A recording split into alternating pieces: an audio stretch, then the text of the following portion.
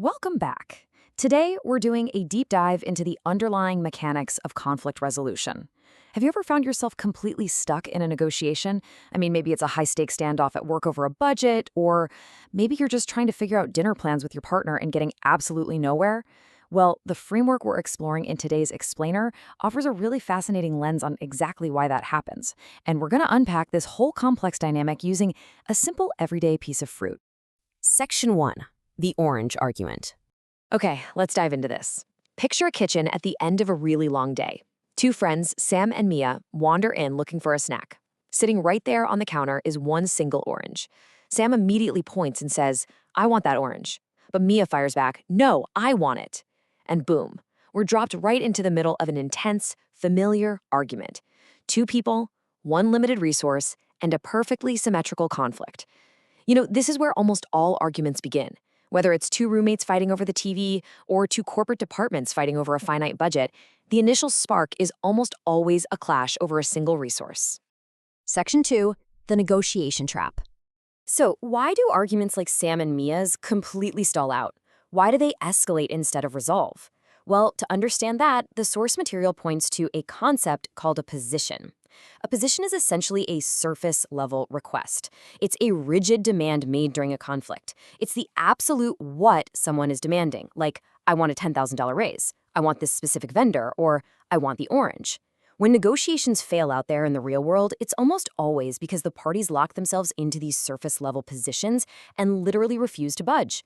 They plant their flag in the ground based on the what, and they just stop listening. And this brilliantly illustrates the exact trap our two friends have fallen into. Sam's position is simply, "I want the orange." Mia's position is completely identical, "I want the orange." Psychologically, when we lock into a position like this, our ego gets deeply attached to it, right? Backing down suddenly feels like losing face.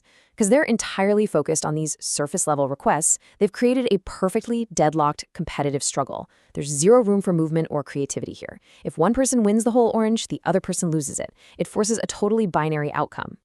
Now, when faced with this kind of deadlock, most people think negotiation is just about compromising, splitting the difference. You take a knife, you cut the orange right down the middle, half for Sam, half for Mia. But here is the major problem with splitting the difference based solely on positions. It's actually a zero-sum trap. Sure, cutting it in half feels fair, and yeah, it gets the argument over with quickly. But both Sam and Mia are automatically losing half of what they originally wanted. They're both walking away compromised, with a completely suboptimal result. It's essentially a lose-lose disguised as a win. Section 3. Uncovering the hidden secret. To break this kind of deadlock, the source text introduces what it calls the orange secret, and it requires a massive shift in how we approach conflict. We have to stop focusing on the rigid demand and start looking at what's actually driving it. In our story, Mia stops arguing for a second, takes a breath, and asks one incredibly simple, magic question. "Sam, why do you want the orange?" She instantly shifts the focus of the negotiation away from the surface-level what to the underlying why. This simple question suspends the argument and opens up a space for discovery. By asking why, Mia is looking for an interest. An interest is the underlying motivation or specific need driving a demand. It's the real, often unspoken reason you're fighting in the first place. In the adult world, interests are usually rooted in basic human needs, things like security, economic well-being, a sense of belonging, recognition, or autonomy. When someone demands a higher salary, their position is a dollar amount, but their interest might be the need to feel valued or the need for financial security for their family. The source material emphasizes that true resolution only happens when individuals dig deep enough to communicate these specific underlying needs. Now, what's really interesting about this is how quickly the conflict dissolves once those interests are revealed. Sam answers Mia's question. His underlying motivation? He's just hungry, and he wants to eat the inside of the fruit. Mia then shares her specific need. She doesn't want to eat the fruit at all. She just needs the peel, the rind, to bake a cake with her mom. By moving past their identical positions, "I want the orange," and revealing their differing underlying needs, they instantly uncover a highly creative way to satisfy everyone involved. Section 4. Achieving a collaborative success. By putting this theory into practice, let's compare this final outcome to that 50-50 split we saw earlier. Because Sam and Mia stopped arguing over their positions and instead shared their interests, they achieved 100% satisfaction for both of them.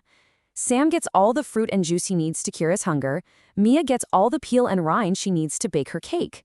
They transitioned completely out of a competitive zero-sum struggle and into a pure win-win outcome. Nobody lost half an orange. Nobody had to compromise. By expanding the pie rather than just dividing it, they both walk away entirely fulfilled. So, the crucial point is summarized perfectly right here. To get the fruit of mutual understanding, as the source puts it, you absolutely must communicate your specific needs. You have to maintain complete transparency regarding your actual goals. Let's apply this outside the kitchen for a second. Imagine you're in a stalled contract negotiation with a client who refuses to budge on price. Instead of arguing the number, ask why. You might find out their interest isn't actually saving money at all, but rather a cash flow timing issue this quarter. Suddenly, you can offer a staggered payment plan at your full price. By being transparent about underlying goals, you literally have the power to transform what looks like an impossible argument into a highly creative, mutually beneficial outcome. Arguments are inevitable. But deadlock? Deadlock is a choice. So how will you use the orange secret to uncover the hidden interests in your very next argument?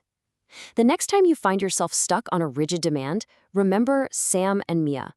Stop fighting over the whole orange, ask why, and find out who needs the peel and who needs the juice. Thanks for learning with me today, and I'll catch you in the next explainer.